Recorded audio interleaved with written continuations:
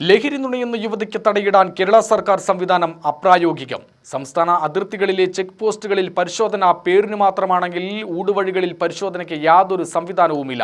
കേരള ലഹരി ഉപയോഗത്തിൽ number 1. Russell Shahul തയ്യാറാക്കിയ അന്വേഷണ റിപ്പോർട്ടിലേക്ക്. കേരളത്തിന്റെ അതിർത്തികൾ ലഹരി ഒഴുക്കിന്റെ കേന്ദ്രങ്ങളാവുന്നു. പാലക്കാട് അതിർത്തി ചെക്ക് പോസ്റ്റുകളിൽ ഭൂരിഭാഗവും തുറന്നു കിടക്കുന്നു. പോലീസ്, എക്സൈസ് വകുപ്പുകളുടെ ചെക്ക് പോസ്റ്റുകൾ പലയിടത്തുമില്ല. തമിഴ്നാട്ടിൽ നിന്ന് പരിശോധനകളില്ലാതെ കേരളത്തിലേക്ക് എന്തും കൊണ്ടുവരാം. മുൻപുണ്ടായിരുന്ന വിൽപ്പന നികുതി, പോലീസ് ചെക്ക് പോസ്റ്റുകൾ എന്നിവ നിർത്തലാക്കുകയും ചെയ്തത് കാര്യങ്ങൾ കൂടുതൽ എളുപ്പമാക്കി.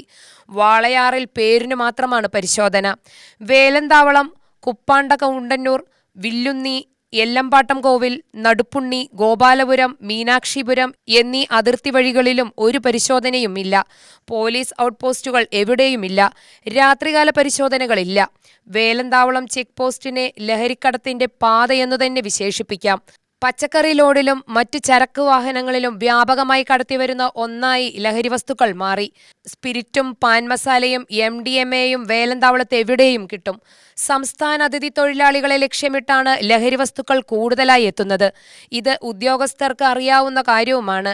രാഷ്ട്രീയ ബന്ധമുള്ളവരും വൻകിട നിർമ്മാണ കമ്പനികളുടെ കരാറുകാരും വിവിധ സംസ്ഥാനങ്ങളിൽ നിന്ന് ഇവർക്കായി ലഹരി വസ്തുക്കൾ കൊണ്ടുവരുന്നതിന് പോലീസും എക്സൈസും വൻകിട ലോബികൾക്ക് വഴിയൊരുക്കുന്നു.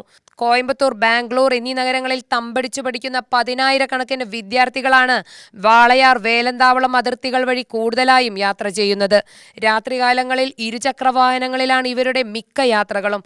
കഴിഞ്ഞ ദിവസം കോയമ്പത്തൂർ കേന്ദ്രീകരിച്ച് വൻ രാസലഹരി വിൽപ്പന ലോബികളെ തമിഴ്നാട് പോലീസ് അറസ്റ്റ് ചെയ്തിരുന്നു.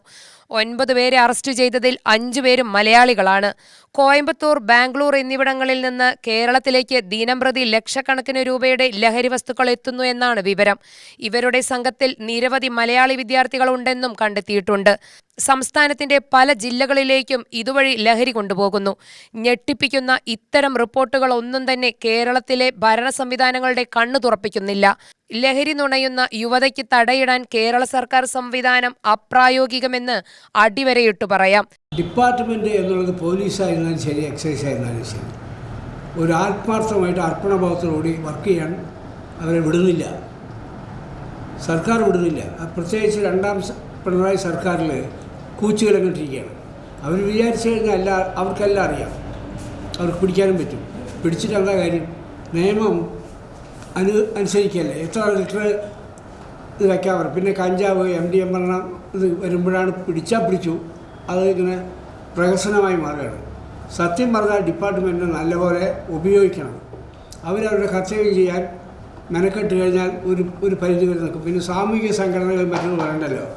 അവരിപ്പോൾ എല്ലാം വെറുതെ ഒരു സമരം നടത്തുക അല്ലെങ്കിൽ എന്തെങ്കിലും ചെയ്തു പോകാമെന്നല്ലാതെ ആത്മാർത്ഥതയില്ല. സമൂഹം മാറുകയാണ്. കുഞ്ഞുങ്ങൾ വഴിവിട്ടു പോവുകയാണ്. അത് വാളയാർ മുതൽ വ്യാപകമായി വരികയാണ്. പിടിച്ച ആളുകളെ സംരക്ഷിക്കാൻ നിൽക്കരുത്. അതാരായിരുന്നാലും ശരി. പിന്നെ കുടുംബത്തിലും വിഷയങ്ങൾ മാറി വരികയാണ്. ആർക്കും മാതാപിതാക്കൾക്കും നമ്മുടെ മക്കൾ എങ്ങനെയെങ്കിലും പണം ഉണ്ടാക്കുന്ന ആസ്വദിക്കുന്ന മാതാപിതാക്കളുമുണ്ട്. പിള്ളേർ വഴിതെറ്റിപ്പോവാണ്. എൻ്റെ അഭിപ്രായത്തിൽ ഡിപ്പാർട്ട്മെൻറ്റ് എക്സിക്യൂട്ടീവ് പവർ കറക്റ്റായിട്ട് കൊടുക്കുമോ? അവർ ശരിക്കും നിർത്തിക്കഴിഞ്ഞാൽ MP രാജേഷിന് വലിയ പ്രശ്നമൊന്നുമില്ല, നടക്കും. അത് ചെയ്യുന്നില്ല എന്നുള്ള അഭിപ്രായമാണ് എനിക്ക്.